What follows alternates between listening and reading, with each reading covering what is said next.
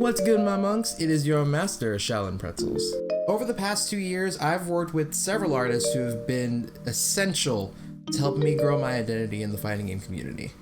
They've made my social media banners, my arcade stick designs, and some have even made me custom plushies.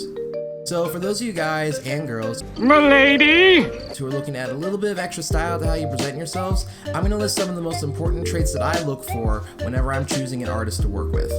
All of these suggestions apply whether you're looking for new emotes, arcade stick artwork, animations, etc. If you're gonna ask someone to make artwork for you, each of these tips is essential to ensure you get the most of your money and build solid connections along the way. If you want to see me put some of these tips into practice, be sure to click on the subscribe button and turn on notifications to get notified of whenever part 2 of this goes live. Let's get things started with number 1, communication. It doesn't matter who you work with, effective communication is essential to ensure that both you and your artist have a thorough understanding of what it is that you want to accomplish with your commission, and also to make sure that it's well executed. If you both lack a mutual understanding, you'll get nowhere. Any activity involving more than one person requires that each individual is fully capable of voicing what's on their mind, while also being equally capable of listening to the thoughts and ideas of others. This brings me to trait number 2, your artist must be expressive. And I don't just mean in the creative sense, nor am I saying they have to be extroverts. Whichever artist you work with shouldn't be afraid of saying what's on their mind. Now for the artist, this is their business, and while one of their highest priorities should be to make you feel happy to work with them, you have to understand that the reason that you're paying to work with them in the first place is because you want their experience and their sets of intuition. Any artist who believes enough in their work to charge for a commission likely has a lot of experience to back up the amount of confidence that they have.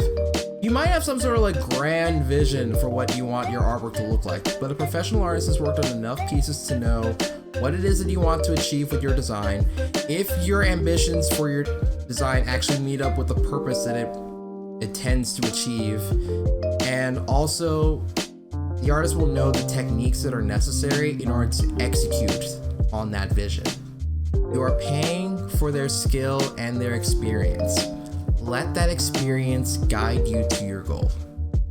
Just to extend off this point a little bit, you want your artist to openly say whether or not they're suited for the commission that you have in mind for them.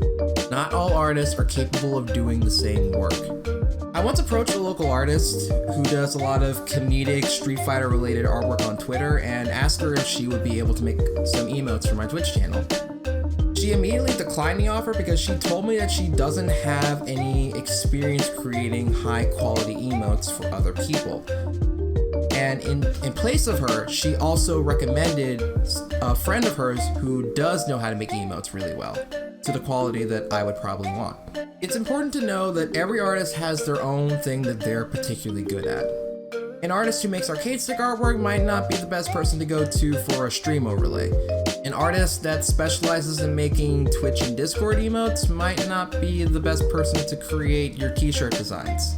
Find an artist who specializes in what you're looking for, and also respect the artists who politely decline your offers that are outside of their specific field of experience. They're being considerate of the artwork that you'll get at the end of the deal, and that is a sign of a high quality artist. Speaking of high quality, we have trait number 4. Your artist must place a high value on their work. There are only a few scenarios in life where I think that anyone should work for free. A hired artist is not one of those jobs. Being an artist is a time-consuming skill to develop, and each new piece requests a certain level of commitment on behalf of the artist. There are many things in life we can get back. Time is not one of them. This isn't so much about money as it is about mutual respect between you and the artist. You want to show that you value them as a human being and that you respect the time that they're spending on you.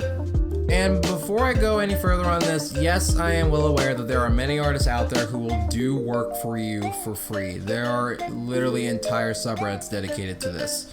But I do think that it's nice that you go into this endeavor expecting to pay someone forward for the time and energy that they spend creating something for you.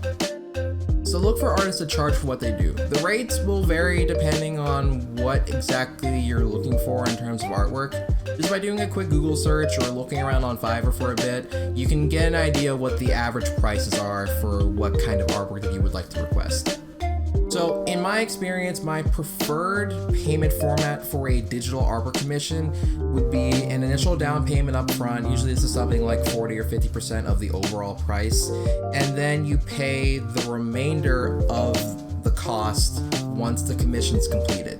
And the thing I like about this payment format is that it allows you to evaluate drafts and revisions in the working phases, so that way you don't end up paying for artwork that you end up not liking by the end of the process. So being able to look over the drafts over the course of the artwork's development gives you a greater idea of if the artist is on the right track or not, or if there's some particular design decision that you either want reverted or if you want a little more emphasis placed on it. I'm gonna say this now while we're talking about early stage work, but prioritize artists who give you unlimited revisions. Our opinions on something are likely to change over time, whether that be seconds, minutes, hours, days, years, etc. We're only human. That's what we do. It is what it is. It is what it is.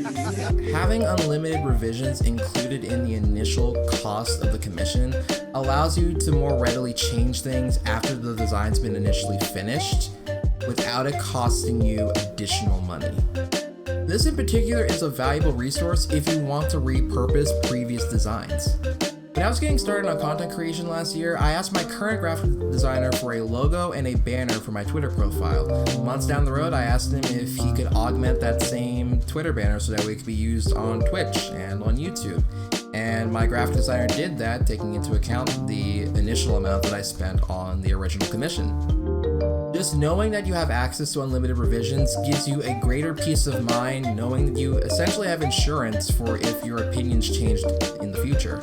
You might have to pay a little more upfront in order to get access to unlimited revisions, but in my experience, it's always worth it. I should also note before we move on to the next tip that having access to unlimited revisions makes tip number 1 significantly more important.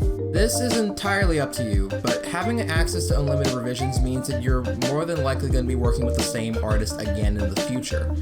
Make sure that you start your relationships off on the right foot, because you never know how long you two might be working together. Lastly, you want an artist who continually seeks improvement in their work and is open to sharing their growth with others. So much like how you wouldn't purchase a house without checking out its quality and its accommodations in person, you wouldn't buy from an artist without first seeing what kind of work that they can produce. You need to look for their portfolio and see how they present themselves. Check out their website, Twitter, DeviantArt, Instagram, whatever. Find out where they post their art and look it over. Not only should you look at their most recent work, but you should also try and scroll back and see if you can find their first pieces of artwork. From there, just scroll from past to present, and I want you to take a look at their progression and ask yourself a couple of key questions. How has their skill progressed over time? Have there been any drastic shifts in their art style? Are they capable of multiple art styles that might be potential candidates for your design? Progression in their art shows that they have a level of commitment into the skills that they've developed, are actively looking to learn, and always have this mindset that they could always be better. It shows that they're always looking to the future, it shows that they don't have an ego about their work, and more importantly, it shows that they're a high quality artist. That's all I have for you guys and girls. M'lady? Will you get in here? But what do you think? Do you have any art ideas that you want to see become a reality? Whether it's a banner, merch, emotes, whatever, let me know in the comments below. And while you're down there, be sure to click on the subscribe button and become a disciple of the Salt Monastery.